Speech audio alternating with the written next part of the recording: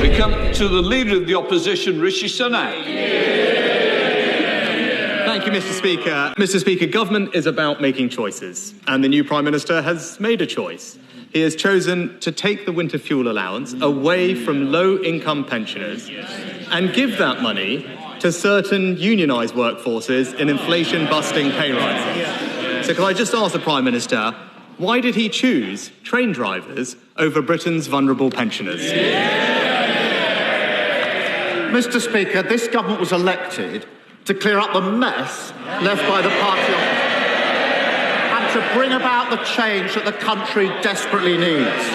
Our first job was to audit the books, and what we found was a £22 billion black hole. Well, it's no good them complaining.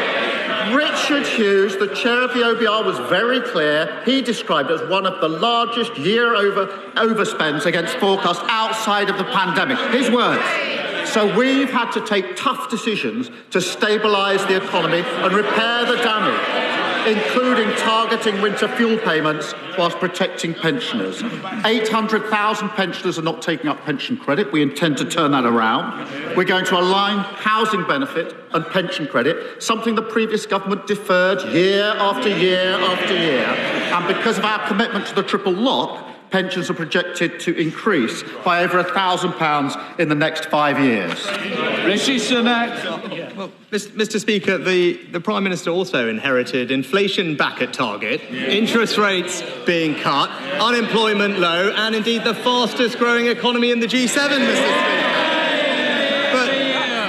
But that's not the point, because the Prime Minister now has to start taking responsibility for his own decision. And if, as he says, the public finances are a priority, it was his decision, and his decision alone, to award a train driver on £65,000 a pay rise of almost £10,000.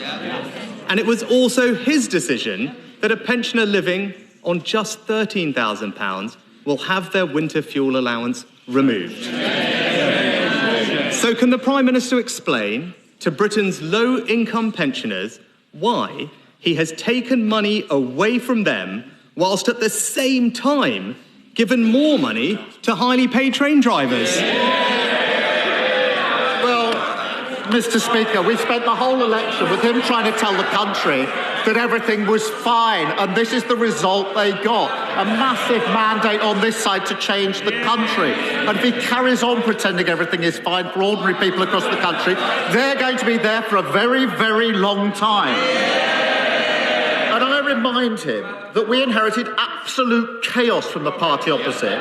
We lost an average of 3 million working days a year to strikes under his watch. And you cannot fix the economy if the trains don't work, and you can't fix the economy if the NHS isn't working. And when it comes to winter fuel payments, well, his shadow housing minister, we found this. She's the favourite, I think. Some of them will be probably voting for her this afternoon. She said, her words, "I have people in my constituency telling me they don't need winter fuel payments. Why do we not have a more sophisticated mechanism for mean testing?" That's their favourite, I think, in the contest that they are having. Mr. Speaker, again, the Prime Minister talked about the public finances. The UK's public finances are more robust than almost that of any other major advanced economy. Here we have it. He inherited a lower deficit than France, America, Italy. Order. When I do point you to be quiet, I do mean it. I don't need a reaction back like that. Rishi.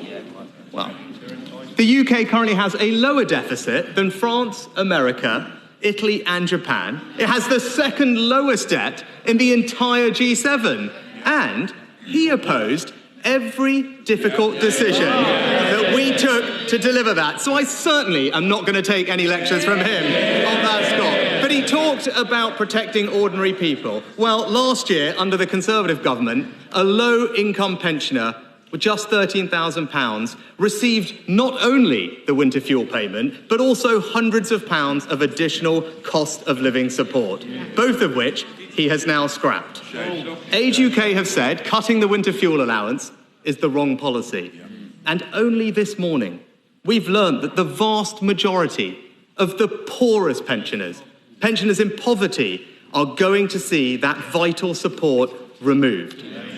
So can he tell the House, very specifically to the pensioners that are watching, how much less support a pensioner on £13,000 will receive this winter? He talks about tough decisions. It's tough to inherit £22 billion black hole, which the OBR did not need. That is the inheritance. That's what they left. Now, back when they were in government, they'd have pretended it wasn't there. They'd have walked past it, put it in the long grass. We're not going to do that because we were elected to change this country for the better and stabilise our economy. No Prime Minister wants to do what we have to do in relation to the winter fuel allowance, but we have to take the tough decision to stabilise our economy to ensure that we can grow it for the future. And as I've said, we are working hard on pension credit. We're allowing housing benefits, which they didn't do for years, and over 5 years, it's a projected increase of up to £1,000 for those on pensions. We are tough decisions that they done.